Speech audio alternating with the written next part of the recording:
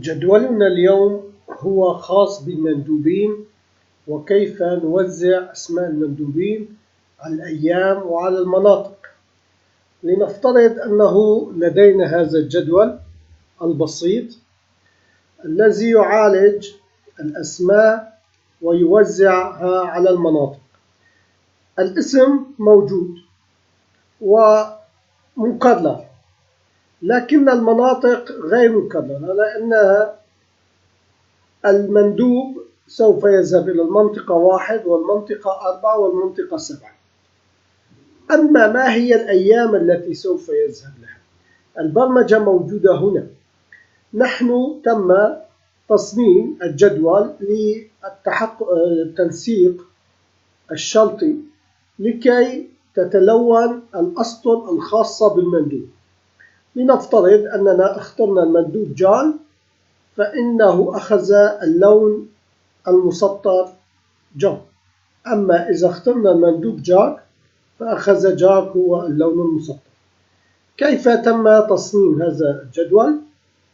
عن طريق هذه العلاقة التي تقول أن A2 المجال بتثبيت العمود A وعدم تثبيت القسم الثاني من المجال، وبذلك نحصل على الامتداد. والطرف الثاني من الدالة COUNTIF تقول هذا المجال إذا توافق مع E2 مع تثبيت E2. فإذا تم تحديد هذا المجال والذهاب إلى التنسيق الشرطي، نلاحظ أنه تم تسجيل هذه الدالة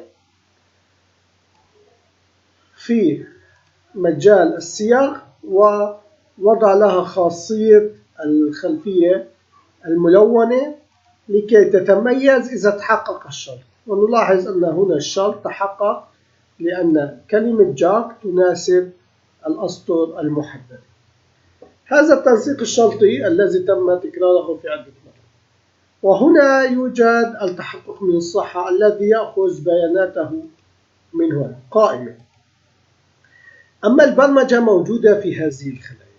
كيف تم تحديد الأيام؟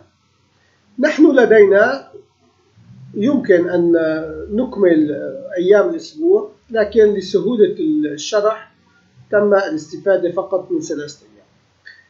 نحن لدينا المناطق، ولكن نريد أن نطبع جدول للمندوب أو نطبع جدول لكل المندوبين أو لهذا المندوب فقط. كيف سوف نوزع الأيام على المناطق الخاصة للمندوب؟ البرمجة تقول بشكل مبسط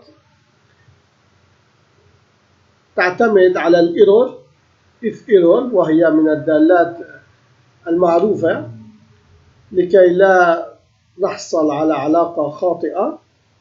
أما الإندكس والإف والكاونتيف. الكاونتيف تم معرفتها في البداية وهي مشابهة للكاونتيف الخاصة بالتنسيق الشرطي. أما هنا تم تثبيت A2 وتحديد المجال إلى A10. فإذا في الدالة الخاصة بالعمود الثالث مختلف الكاونتيف عن ما هو موجود هنا.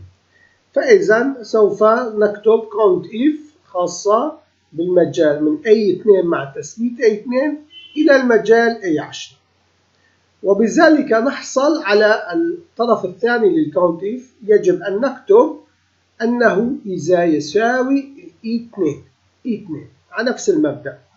إذا تم التحقق من هذا الخيار نحصل على رقم. لنلاحظ الآن نحن إذا طلبنا الكاونتيف فقط وطلبنا الإف 9 نلاحظ أن هنا لا يوجد. أما إذا تم وضع الكاونتيف في المجال الذي يوجد فيه نلاحظ أنه أعطانا رقم 1. أما هنا نلاحظ سوف يعطينا رقم 2. وهنا سوف يعطينا رقم 3، بما معناه أن هذا الاسم مكرر أصبح 3 مرات في هذا الجدول. إذن النتائج هنا هي الأرقام. أما الإف تقول إذا كانت، لأننا نحن مختصين بآخر سطر، فإذا كانت الأي 10 لا تساوي الأي 2 مع التثبيت، أعطيني إياها فارغ.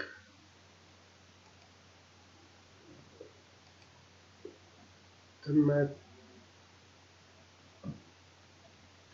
عذرا على الانقطاع أيها الأصدقاء، لأنه تم تصحيح العلاقة، كان مسجل أي 2. فإذا الإيف بعد معرفة الكاونت إيف ماذا تفعل؟ إنها تعطينا عدد وجود الاسم، هنا استنتج 1 وهنا 2 لأنه تم وجود 2 من هذه الأسماء، هنا وجود 3 مرات الاسم. أما الإيف تقول إذا كانت الأي 10، لأن العلاقة مأخوذة من السطر العاشر، إذا كانت أي 10 لا تساوي ما هو مسجل اتركه فارغا.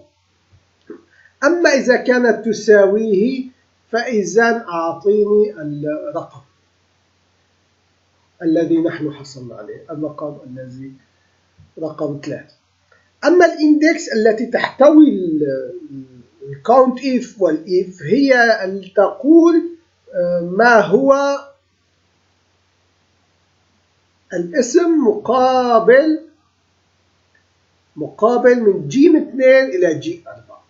فإذا ما هو الاسم مقابل من جي 2 إلى جي 4. فإذا كان 1 يعطينا أول خانة، إذا كان 2 يعطينا الخانة الثانية، إذا كان 3 يعطينا الخانة الثالثة، وبذلك أصبح توافق بين هذا الجدول والجدول الذي نشرحه. أما الإف إيرول وهي إذا لم يكن متوافقا لكي لا تظهر لنا العلاقات الخاطئة، نعطيه إف إيرول ثم نعطيه مسافة خلية فارغة. هذا هو البرنامج الذي تم تجهيزه لدرس اليوم، أرجو أن يكون مفيد لكم. إنه متشعب، له تنسيق شرطي، وله قائمة منسدلة، وله دالة تعالج 4 دالات مع بعض لكي نحصل على هذا التوافق. شكرا لمتابعتكم، نلتقي غدا إن شاء الله في درس جديد.